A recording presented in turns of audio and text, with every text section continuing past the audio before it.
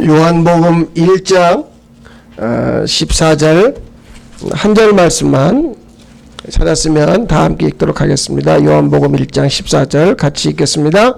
말씀이 육신이 되어 우리 가운데 거하심에 우리가 그의 영광을 보니 아버지의 독생자의 영광이요 은혜와 진리가 충만하더라. 아멘. 말씀이 육신이 되어, 그 1절에 보면 이 말씀은 곧 하나님이시니라. 하나님이 육신이 되어 우리가 되어서 우리 가운데라는 말은 너와 나 사이에 우리 안에 계시면서 우리로 그분을 보게 한다. 그것이 성탄이다. 뭐 그런 이야기죠. 성탄절 하면 그런 인사를 하죠. 그 누가복음 2장 14절 하늘에는 영광, 땅에는 평화. 뭐 이런 인사 많이 하잖아요. 성탄 인사. 하늘에는 영광. 그건 무슨 말인지 모르겠어요. 예수님이 오시는 게 영광이다. 근데 땅에는 평화라는 거예요. 땅에서는 하나님이 기뻐하시는 사람들 중에 평화로다. 그러면 예수님이 이 땅에 오신 게 진짜 그 당시 한번 상황을 생각해 보세요. 여러분이 아시는 거 있죠? 자, 동방 박사들 있고 목자들 있고 베들레헴에서 어디서 태어났죠? 그 베들레헴 마국간 말구에 태어났다. 헤롯 뭐 이런 거 한번 그 다 아시는 거죠? 설명 안 해도 되죠? 그런데 예수님이 태어남으로 말미암아 너무나 많이 죽었어요.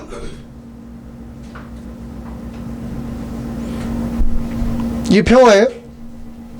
예수님이 태어남으로 말미암아 태어나는 과정에 오히려 사람들이 생각하던 평화하고 정반대의 일이 벌어진다니까요. 몇 사람만 보세요. 예를 들면 예수님의 어머니 마리아, 육신의 어머니 마리아는 처녀였죠. 율법에 의하면 처녀가 임신하는 건 지금도요, 이슬람에서는 그 중동 땅에서는요, 이런 일이 벌어진다면 아버지가 먼저 돌로 딸을 쳐요. 제가 얼마 전에 그 영상을 봤는데 아버지가 딸을 먼저 돌을 던지고 동네 사람이 던져서 죽이더라고요. 그냥 이렇게 지금도 그렇게 해요. 이렇게 있고. 마리아가 처녀가 뭐였다고요? 임신했대요. 저 임신 테스트기 보이세요? 처녀가 임신했대. 이게 그냥 어머 할렐루야 처녀가 임신 이럴 소식이에요? 처녀가 임신했다. 이거는요 누가 죽여도 아무 이유를 달 수 없는. 그 요셉은 자기 아이가 아닌 다른 남자의 아이를 임신한 여자를 데려와야 되는 거예요. 여기 남자분들 한번 머릿속에 내가 이 여자하고 결혼하기로 지금 약혼을 했는데 이 여자가 소문에 의하니까 임신했대. 그런데 나는 씨를 뿌린 적이 없어. 그럼 딴 놈이잖아. 너무 쉽게 생각하는 거죠. 우리는 막 이런 거를 이야기를 들으면, 그러니까 현실을 상황에서 한번 생각을 해보세요. 여자들은 생각할 이유 없어요. 남자들만 생각하면 돼요. 아이 딴 놈의 애를. 그럼 여자들 이렇게 생각하면 돼요. 어느 날 남편이 뭐 깐난애기 들고 왔는데, 에? 당신이 딸 만나서 내가 밖에서 아들 하나 낳았다. 받아라. 어머 드디어 당신이 일을 내셨군요. 너무 감사해. 이렇게 받아요? 그럴 수 없다는 얘기예요. 그거를 받아들일 때 임하는 건 죽음이라는 얘기죠. 여러분 이 그림은요, 예수님이 태어났을 때 헤롯이 뭐라고 명령 내렸냐면 2살 아래의 사내 아이는 다 죽여버려라. 그래야 유대의 새로운 왕도 죽일 수 있으니까. 이건 대학살입니다. 살인이에요. 2살 아래의 사내 아이는 다 죽이라는 거예요. 아기 예수가 만왕의 왕이 이스라엘의 새로운 왕이 태어났는데 그 왕 때문에 아직 2살이면 그러니까 이제 지금 딱 주원이에요. 주원이. 에? 딱 엄마 아빠 뭐 이렇게 할 나이 그만 막 재롱 피려고 하는데 어느 날 군인들이 와가지고 다 죽여버리는 거죠.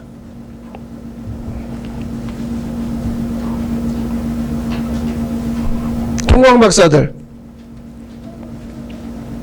얼마나 걸어왔을까요? 최소한 메소포타미아에서 이 유대 땅까지 짧게는 1000km고요. 길게는 3000km 가까운. 서울 부산이 500km라면 한번 상상을 해보세요. 여기서 거의 북경까지 걸어서 가는 거예요. 걸어서. 뭐 낙타를 타고 지금처럼 모든 이 시설이 교통이라든지 숙박이라든지 그리고 갔어요. 이 험난한 여정. 그리고 가서 아기 예수에게 뭐 황금이다, 모략이다, 뭐 이런 거 했다고 그래서 자기들한테 돌아오는 보상은 없어요. 그냥 경배하고 어떻게 해요? 돌아가요. 그냥 또 왔던 만큼 또 가는 거예요. 그러니까 왕복 수천 킬로미터를 뭐 낙타를 탔든 걸어갔든 하여튼 아무 자기들에게 보상은 없는 거죠. 오히려 자기들이 괜히 해로 찾아가지고 뭐 유대의 새로운 왕이 어디 있냐 해가지고 그 바람에 그냥 2살 아래 애들만 다 죽게 되는 뭐 겨우 자기들 목숨 겨우 구해가지고 가게 되는 이게 예수님의 탄생할 때의 상황이죠. 그럼 공통점은 뭐냐? 이 사람들의 공통점은 죽음이라는 거죠. 내가 그 예수를 찾아가는 것, 예수를 임신하는 것, 예수를 임신한 하나님의 아들이라고 하는데 그 여자를 내 아내로 데려오는 것, 그리고 예수님보다 먼저 2년 전에 태어나서 막 자란 아이들 전부 다 뭐냐면 죽음이고, 심지어 헤롯도 그럼 새로운 왕이 태어났으면 나는 뭐야? 그러니까 위기감을 느끼고 두렵고, 그러니까 예수님 때문에 하늘의 영광이 되는 줄은 모르겠어요. 그런데 땅에서는 평화? 누구에게 이게 평화라는 거예요? 분명히 땅에서는 하나님의 기뻐하심을 입은 사람들 중에 평화라는데 그 태어남으로 말미암아 온 세상이 요동을 치는 거죠. 여러분 생각을 해보세요. 그들이 선택한 건 죽음이고 죽음을 맞이한 거고 그냥 죽음밖에 없어요. 이걸 피할 도리가 없더라는 거죠. 2살짜리 애들이 집에서 막 재롱 피우는데 군사가 들이닥쳐가지고 사내 아이야? 죽이고. 이걸 무슨 뭐 예고합니다. 자, 이제부터 한 달 안에 2살 아이는 다 죽이겠습니다. 이런 것도 없이 그냥 헤롯의 군사들이 들이닥쳐가지고, 이걸 피할 방법이 없다는 거죠. 마리아가 말이에요. 나한테 임신한다고요? 피할 방법이 없는 거예요. 이건 일방적인 선택이니까. 사실 요셉은 마리아 데려오기를 끊으려고 했어요. 아, 그럼 내가 이 여자하고는 관계를 정리해야 되겠다 하려고 했는데 뭐 주의 성령이 나타나가지고 뭐 그렇게 된 거 아니니까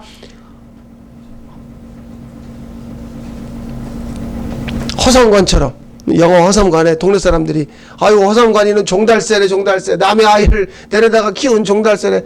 요셉은 모든 사람들이 그냥 놀림감이 되는 수준이죠. 그 자체가 죽음이라니까. 이거를 우리가 피할 방법이 없는 거죠. 사실은 우리가 늘 생각하는 건 안 죽으려고 하는 거예요. 안 죽으려고, 죽음을 피하려고. 그러다 보니까 내가 죽음의 세계를 피하려고 하다 보니까 어떤 세계도 피해버리냐면 믿음의 세계도 나도 모르게 피해가 버리는 거죠. 이 죽음이라는 것과 믿음의 세계가 따로 놀면 좋은데 단품 메뉴가 아니라 세트라니까요. 그러니까 죽음을 맞이하는 순간 갑자기 거기에 어떤 세계가 열려버리냐면 믿음의 세계가 열려버리는 거예요. 그런데 우리는 안 죽으면서 믿음의 세계로 가려고 하는데, 이건 미안하지만 내가 이 위기 상황에서 살아남았다 싶으면 믿음의 세계는 나에게 열리질 않는 거죠. 오늘 요한복음 1장 14절에 보면 말씀이 육신이 되었다. 이건 언약이죠. 하나님 아버지와 그 아들이 서로 하신 약속이에요. 말씀이 육신이 되었다. 사실 이걸 우리가 쉽게 이해하기 어려워요. 여자하고 남자하고 만나서 결혼해서 그래서 애를 낳았다. 이건 뭐 어려운 이야기 아니죠. 그런데 하나님이 사람이 됐다. 이걸 어떻게 받아들이겠냐고요. 사람들이 이렇게 말하죠. 모든 사람은 부모가 있다. 그런데 왜 예수는 아버지가 없냐? 그러니까 예수는 요셉의 아들이 맞다. 육신의 아들이다. 우리가 가지고 있는 그 우리 머리의 수준에서 그렇게 생각할 수밖에 없죠. 근데 이건 언약이에요. 언약이라는 건 사람 수준에서 나오는 게 아니죠. 언약이라고 하는 것이 우리에게 임하면 뭐가 되어지냐면 정리가 되어지는 거예요. 요한복음 15장 2절에 보니까 물은 내게 붙어있어 열매를 맺지 아니하는 가지는 아버지께서 그것을 제거해 버리시고 물은 열매를 맺는 가지는 더 열매를 맺게 하려 하여 그것을 깨끗하게 하시느니라. 깨끗하게. 너희는 내가 일러준 말로 이미 깨끗해졌으니. 자, 이 말씀 이해되시죠? 열매를 더 맺게 하기 위해서 쓸데없는 거 잘라버린다. 우리가 전지작업한다고 그러죠. 정리해버리는 거죠. 그러니까 이 언약이라고 하는 건 뭐냐? 하나님이 나에게 임해버리면, 나의 육신이 나에게 임해버리면 어떤 일이 벌어지냐면 정리가 벌어지는 거죠. 내면에 내가 그동안에 내가 붙들고 의미 있다고 뭐 막 이렇게 그 살았던 거, 아니 뭐 예수님이 베들레헴에서 태어났다고 요즘에 베들레헴 가서 원정 출산한다면서요? 미국 사람도 그렇고 뭐 한국 사람도 저기 요번에 원정 갔다대. 베들레헴에서 자기가 애기 낳으면 그 의미를 거기다 부여하는 거예요. 예수님이 태어난 그 동네에서 우리 애가 태어났다. 그러면 예수야? 그럼 애가 크면서 예수로 커요? 근데 우리는 그런 거에 의미를 부여한다니까요. 이런 것들이 말씀이신 주님이 육신인 나에게 임해버리면 정리가 된다는 거예요. 내면의 정리가. 상황의 정리가 돼요.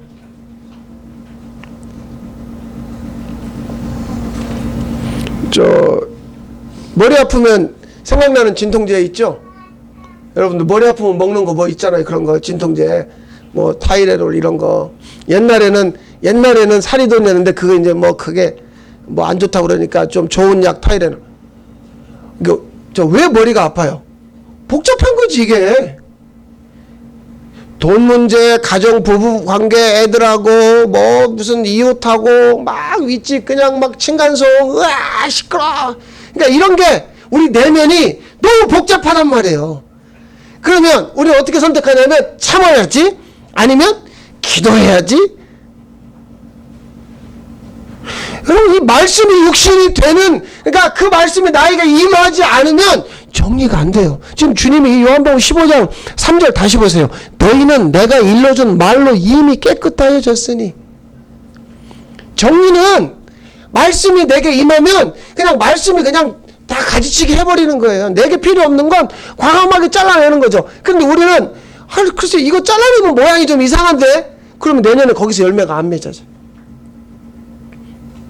오늘 그냥 막 삐쭉삐쭉 올라온 거 과감하게 쳐내는 거죠. 근데 우리 의지로는 안 된단 말이에요. 그래서 정리는 우리는 스스로 하는 게 아니라 말씀이 임하면 정리가 되는 거예요. 말씀이 육신이 되면. 예수님이 탄생하신 동네 베들레헴, 진짜 그건 과대포장이거든요. 말 구유에서 태어났다. 말 구유는 저렇게 생겼어요. 말 구유, 좀 고상한 말이죠. 그냥 말이 밥 먹는 여물통. 근데 우리 이걸 얼마나 미화시키냐면 이런 식으로 미화시켜요.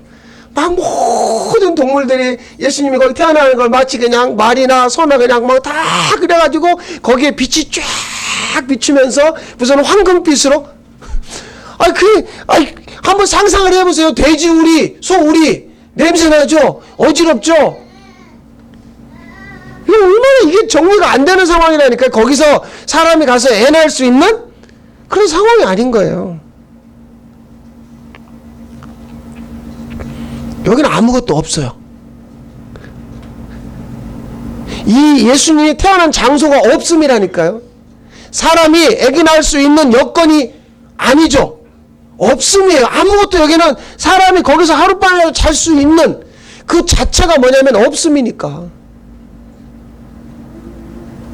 아무것도 없게 태어나면 불행함이죠. 그런데 뭐가 돼요? 하늘은 영광이 되는 거고 땅에서는 평화가 된다는 거예요.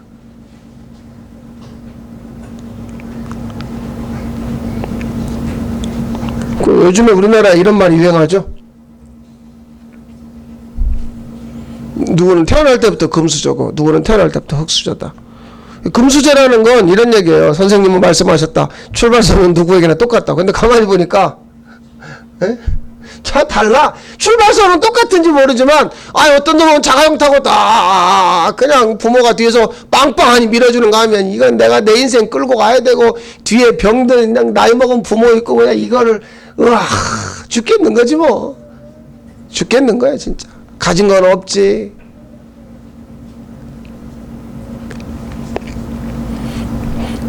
그러니까 처음부터 사람들은 있음을 원하는 거예요. 배경 있음. 그래서 거기에 만약에 있음이라고 계산이 되면 안심을 하죠. 그래도 나는 애들한테 이 정도 물려줄 수 있어서 다행이다. 그래도 애가 출발하는데 내가 이만큼 배경이 될 수 있어서 다행이다. 그런데 주님은, 다시 말씀드립니다, 주님은 태어날 때부터 뭐예요? 없음이에요. 아무것도 없어요. 그러니까 이런 예수는 정말 싫은 거죠. 짜증나는 거지. 이왕이면 예수님이 실성급 호텔 스윗룸에서 말이에요, 화려하게 딱 태어났다면 우리도 그걸 닮아갈 수 있는데, 그 예수가 태어나는 곳이 말구유, 마구간, 똥냄새 나고 짐승들이 있는, 왜 하필 그때 사람들을 보고 호적하라고 그래가지고 말이죠, 예루살렘에 베들레헴에 동네마다 사람들이 넘쳐나게 해가지고 그 예수님을 마구간으로 몰아갔을까? 없음. 그러니까 이건 기대할 것이 없어요. 마구간에는 아무것도 없다니까요. 거기는 오죽하면요, 요한복음 1장에 보면 나다나엘이, 안드레가, 야, 나사렛 출신 예수다. 나다나엘이 뭐라고 그래요? 나사렛에서 무슨 선한 게 나겠냐? 그 동네 인물이 있어? 거기는 없음이야. 그렇지, 없음이지. 그런데 그 예수님이 거기서 나온 거예요. 예수님은 없음이죠. 그래, 사람은 끝까지 있음이 되고 싶은 거예요. 그러니까 우리 삶은 어쩌면 주님하고는 반대의 삶을 추구하는 거죠. 계속 끝까지 노력하는 건 뭐냐면, 예수님이 내 배경이고 예수님이 내 전부가 아니라, 예수님은 그랬고 나는 그렇게 살 수 없잖아, 우리 애들 어떻게 그렇게 키우냐고, 이런 논리를 가지고 덤비는 거죠. 그러면 좋습니다. 이 질문, 행복하세요? 평안하세요? 대답하세요. 이건 여러분 각자에게, 나는 지금 행복한가? 나는 지금 평안한가? 내 안에 이 도대체가 막 실타래처럼 얽혀져 있는 이 내 인생이 쫙 정리가 됐는가? 말씀이 나에게 임함으로 말미암아 그냥 과감하게 이거 필요 없어, 이거 필요 없어 정리되고 있는가? 그러면 그건 평안이죠. 그분이 말 구유에서 없음으로 태어났는데 그 목자들에게 계시가 임했어요. 하늘엔 영광이고 땅에서는 평화다. 아무것도 보상이 없는데 동방의 박사들은 그 예수에게 자기의 전부를 드렸어요. 황금과 유향과 모략과, 그리고 그 예수가 나중에 이제 어른이 돼가지고 옛날에 나 어렸을 때 나를 찾아와 준 내가 그 사람 보상하리라, 할렐루야. 그런 거 없어요. 자, 여기서 노림수에 대해서 말씀드릴게요. 왜 행복하지 않고, 왜 평안하지 않고, 왜 내가 이렇게 사실은 가지고 있음에도 불구하고 사람들이 더 가지려고 하는가? 사실은 노림수가 있거든요. 그러니까 이 지금 신앙생활의 그 중요한 목적은 뭐냐면 노림수가 있어요. 내가 이렇게 믿으면 그분이 나에게 뭔가 해주겠지라고 하는 우리 나름대로의 어떤 노림수를 가지고 있다고요. 그러니까 사실은 남들보다 더 가졌고 남들보다 더 있음임에도 불구하고 이 두 가지가 없는 거죠. 행복하지도 않고 평안하지도 않고. 그러니까 뭐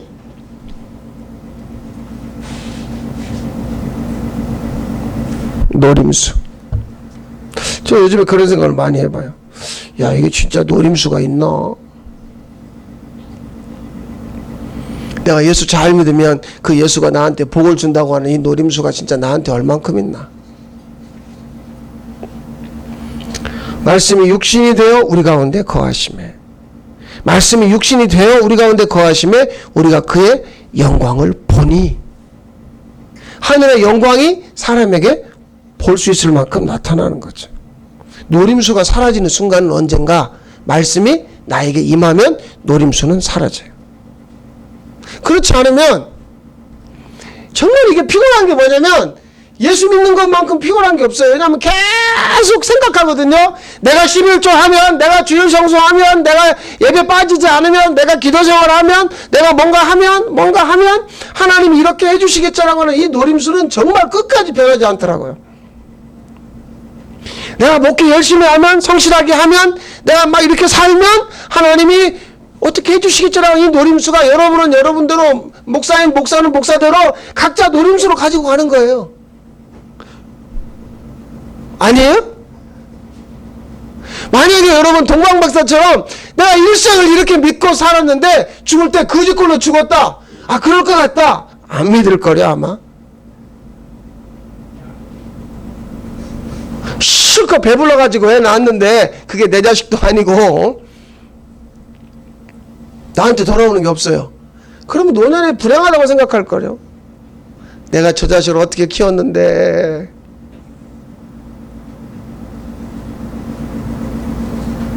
말씀이 육신이 되어 우리 가운데 거하시면, 하나님의 말씀이 내게 실제로 임하면, 그 영광을 보게 되면 노림수가 사라지더라는 거죠. 그것이 영광이에요. 뭐를 우리가 노리면서 하는 걸까? 그럼 마리아가 마지막으로 했던 그 수태고지에서 네가 이제 성령으로 이제 임신하게 될 것이고 뭐 하나님의 능력이 너를 덮을 것이 쭉 얘기 나올 때 마리아가 했던 그 대답을 꼭 기억하세요. 누가복음 1장 38절 같이 읽겠습니다. 마리아가 이르되 주의 여종이오니 말씀대로 내게 이루어지이다 하매 천사가 언제 떠나가냐면 마리아가 말씀을 받으니까 떠나가요. 근데 그전에는 나는 처녀인데요, 남자를 모르는데요, 아이 가만히 있어. 너는 그냥 말씀이 너에게 씨앗으로 뿌려지면 그럼 되는 거야. 그러니까 마리아가 그래요? 그러면 나한테 뭐대로 이루어지이다? 말씀대로 이루어지이다. 아직 뭐 내가 임신하겠다고 뭐 나서는 것도 아니고 내가 이건 자기와 무관한 일이에요. 그런데 자기에게 나타나는 일이에요. 그럼 보세요. 말씀으로 임신이 되어지니까 배가 불러지겠죠. 애를 낳겠죠. 말씀을 보게 되는 거예요. 우리가 말씀을 본다는 건 노림수가 사라지는 거라니까요. 오늘 인천에서 지금 저기 뒤에는 뭐 어저께 울산에서 오늘 완전히 뭘 노리고 왔을까? 한번 생각을 해보세요. 내가 이런 날 인천에서 그냥 새벽부터 막 씻고 옷 입고 룰루랄라 하고 서울 딱 가서 또 아이텍스 타고 춘천 가서 춘천 와가지고 또 시내버스 타고 돌고 돌아가지고 3시간 걸려서 지금 왔거든요. 3시간 반. 우리 일반적인 믿음은 뭐냐면 내가 이렇게 하면 하나님이 내 앞길에 그냥 비단길을 쫙 레드 카펫을 깔아가지고 거기 뭐 카메라에 후레쉬를 받으면서 와, 저 사람 하나님 나라에서. 그런 거 없어요. 이거밖에 없어요. 말씀이 육신이 되는 나한테 말씀대로 이루어진다면 이건 최고의 영광이죠. 이거밖에 없어요. 말씀대로 이루어지는 것이 영광이고 그게 평화예요. 그곳이 어디든 그게 무슨 마국간이든 7성급 호텔에 스윗룸이든 관계없어요. 그냥 딱딱한 여러분 앉아 계시는 그 나무 의자에 앉든 그게 관계없어요. 아무 관계없어요. 요거 하나만 붙들면 돼요. 말씀이 육신이 되는 그 말씀이 너무너무 황송하게도 나한테 임하는 그 씨 뿌리는 자가 뿌렸는데 어떻게 그 말씀이 나한테까지 톡톡톡 떨어져서 나한테까지 임한 거예요. 그걸 알고 나니까 말씀이 그냥 나한테 떨어져서 임하는 그것. 이 말씀이 육신이 되는, 말씀이 내게 이루어지는 바로 그게 성탄입니다. 기도하겠습니다. 하나님, 많은 것을 노리고 여기까지 왔습니다. 그럼에도